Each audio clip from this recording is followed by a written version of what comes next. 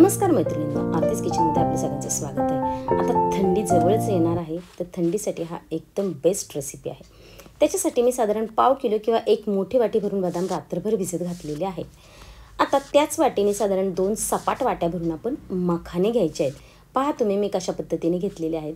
त्यांचे प्रमाण सेमच असतं, पण हे थोडे हलके असल्यामुळे जागा थोडी जास्त घेतात। आता 1 चमचा तुपामध्ये कढईमध्ये गरम केलेले आहे तूप आणि त्याच्यामध्ये हे मखाने मंद गॅसवर 2 ते 3 मिनिटं तुम्ही छानपैकी भाजून घ्या। बारीक गॅसवर भाजा। आता पहा मस्तपैकी सगळ्या बदामांना सालं काढून घेतलेली आहेत आणि पुसून घेतलेलं आहे। पहा इकडे आपले मखान्यांना छान कलर आलेला आहे गोल्डन असा। आता त्यांना काढून मिक्सरला बारीक करून घ्यायचं थंड झाल्यावर।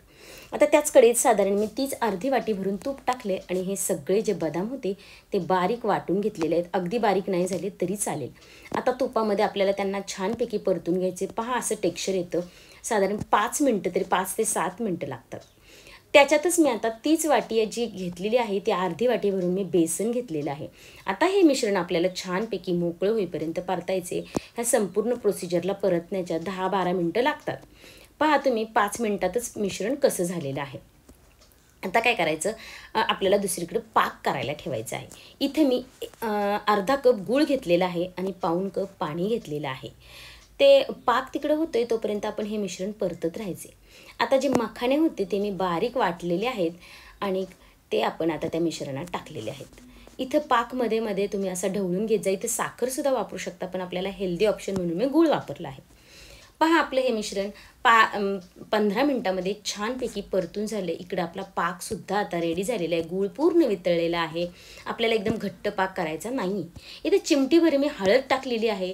त्याचबरोबर पाव चमचा मी वेलची पूड टाकली आणि अर्धा चमचा सुंठ पावडर टाकलेली आहे। आता हे मिश्रण मस्तपैकी मिक्स करून गाळून घ्या। ठीक आहे, ते आपल्याला मध्ये मध्ये आले नाही पाहिजे। आता आपलं हे मिश्रण छानपैकी परतून झालेलं आहे। त्याच्यामध्ये मी अर्धा कप गरम दूध ओतलेलं आहे। त्यामुळे आपल्या हलव्याचं टेक्स्चर असं रवाळ येण्यास मदत होते।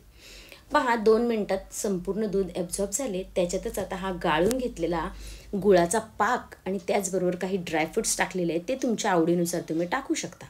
आता साधारण 5 मिनिटांमध्ये आपले हे संपूर्ण गुळाचा पाक ॲब्झॉर्ब होऊन जाईल आणि आपला हलवा रेडी होऊन जाईल। पाहू शकता तुम्ही एकदम सॉफ्ट असा आपला हलवा रेडी झालेला आहे। अगदी संपूर्ण हलव्याची प्रोसिजर करायला 20 ते 25 मिनिटं गेलेले आहेत।